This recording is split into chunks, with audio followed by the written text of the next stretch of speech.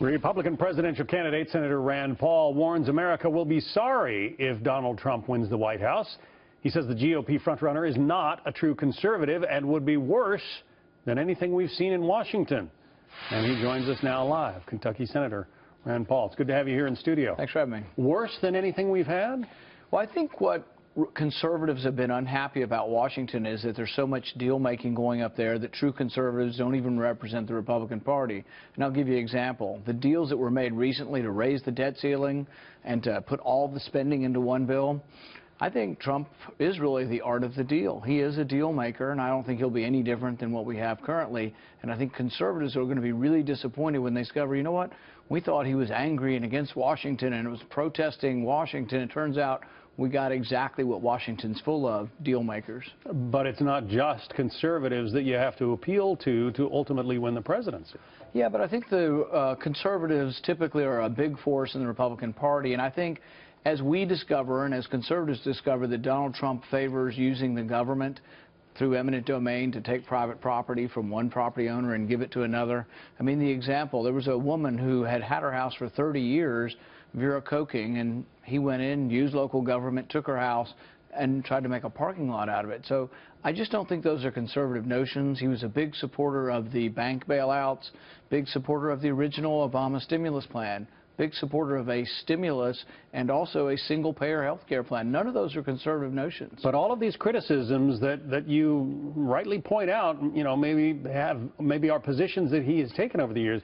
He is still sitting apparently atop the heap in Washington. I'm sorry, in Iowa, according to the polls. What's the appeal of Donald Trump? You know, I think it's uncertain yet who's going to win the election. We ought to wait and actually have the election and let everybody vote. I think when you look at the polls, the current polls that show him leading show a turnout 3 times what we've ever had in the caucus before. So it could be that they're way off. I mean, the polls in Kentucky a month ago for the governor's race were off by 13 points in a 2-person race a week before the election. So I guess a lot of us would argue that the polls aren't that accurate and we shouldn't spend all of our time on polls, and maybe we ought to look at organization, ground game. You know, we've made 500,000 phone calls in Iowa. We have 1,000 precinct chairmen. We think we're going to do very well with the youth vote, and we think the youth vote is also underrepresented in the polls. And that's a big part of your support. Absolutely. You know, because I think the government's gone too far in collecting all of our phone records. A lot of young people agree with me on that. Young people, if you talk to them, their life revolves around communicating with their parents and friends through their cell phone. They don't really think the government should be collecting their records, and I don't either.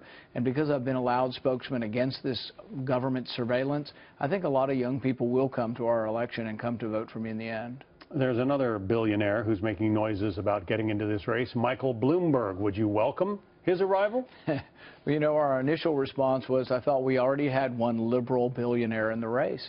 But no, I think he represents something that is foreign to what I believe in. You know, he represents sort of the nanny state, wants to tell you how big your drink can be, wants to tell you what you can eat in restaurants, and that kind of nanny state, big government is not really something that appeals to me or a lot of the people who want more liberty. They don't really want another big government person to come into their personal life and tell them what to do. But isn't that essentially what Donald Trump is promising, that government is going to make the country great again? Yeah, and I think that's a real problem because some of us come from a limited government perspective where we have always been worried about too much power gravitating to one person, Republican or Democrat. I think our founding fathers believed that because they said, you know, the Constitution is to restrain the size and scope of government.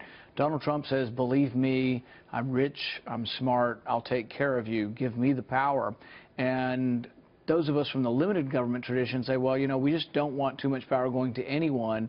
We want the opposite. We want the restraint of power. But is that an appeal that can work? I mean, it just seems that the federal government has been growing by leaps and bounds maybe since the Roosevelt administration. So how do you dial that back? You're right, and we borrow $1 million a minute as a consequence. And I think, you know, when I got started and ran for office in the Tea Party movement, the #1 concern of everybody in the Tea Party movement was this enormous debt we have. Those people are still out there. I'm just not sure. I can't imagine if they're concerned about the debt, they're going to vote for a big government Republican like Trump. We'll see what happens. I think it's unknown. I think a lot of things are unknown, but I think people are going to be surprised after the election to see how much closer the election is between a number of candidates, not just one or two, but really it could be 4 or 5 in a jumble in Iowa, and I think that's what I predict will happen. As you point out, no votes have been cast yet. Rand Paul, Kentucky Senator and presidential candidate. Thank you. Thank you.